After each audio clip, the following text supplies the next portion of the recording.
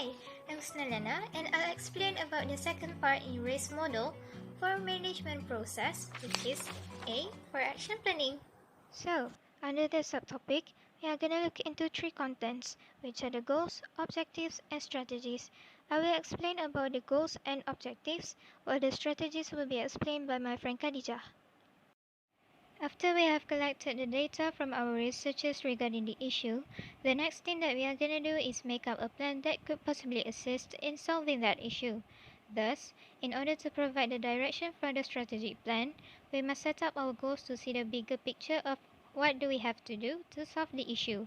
We can also turn the issue into our goals, but make sure that the goals are not something that you expect the public would do for you, since the public is naturally uncontrollable. For example, one of the issues is the sales of product A has been declining for the past 6 weeks. Therefore, our goals should be about how we can improve product A's sale through advertising and or improvement in customer service department, but not forcing the public to buy product A. Next, after we have set up our goals, we need to come up with our objectives to provide the direction of specific and measurable outcomes necessary to meet the goal.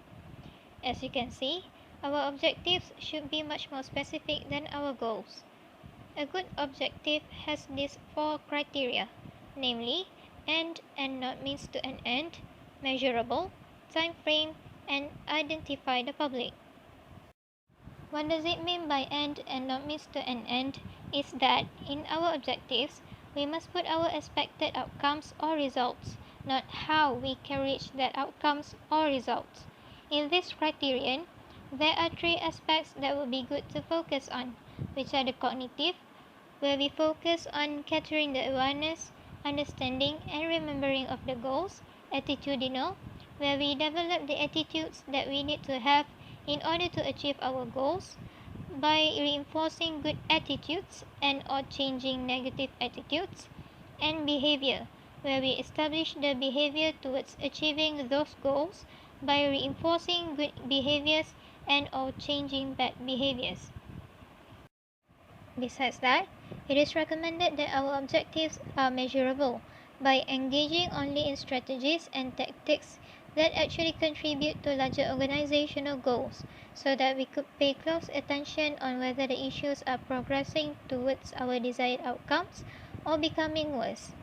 The same goes to the time frame.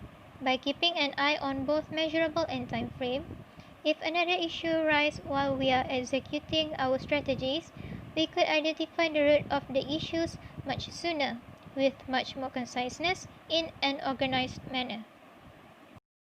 Last but not least, we should identify and know the public that will got affected by the objectives, so that we could come up with precise solutions that could cater those specific public needs.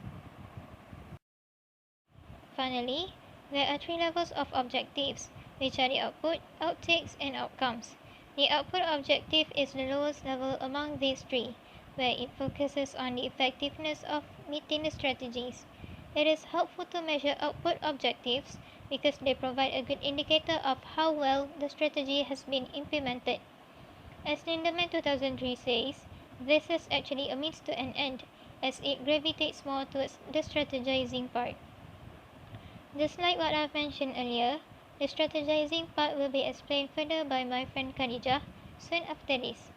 The next level is the outtakes objective, where it is focused on increasing the awareness, understanding, and retention of the key message points. In this level, there is a much stronger need to be more concerned on the impact that the message had than the number of people it reached. This followed by the last and highest level, which is the outcomes objective, where it is perhaps the most important but also the most difficult to achieve.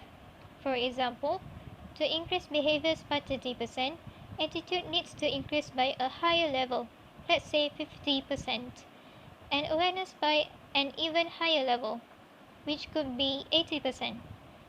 As I've mentioned earlier, the public is naturally uncontrollable, as all humans have the free will to do what they want. Thus, establishing awareness among them is likely the hardest challenge to overcome. Therefore, that's all from me. And now, Khadija will take over the presentation.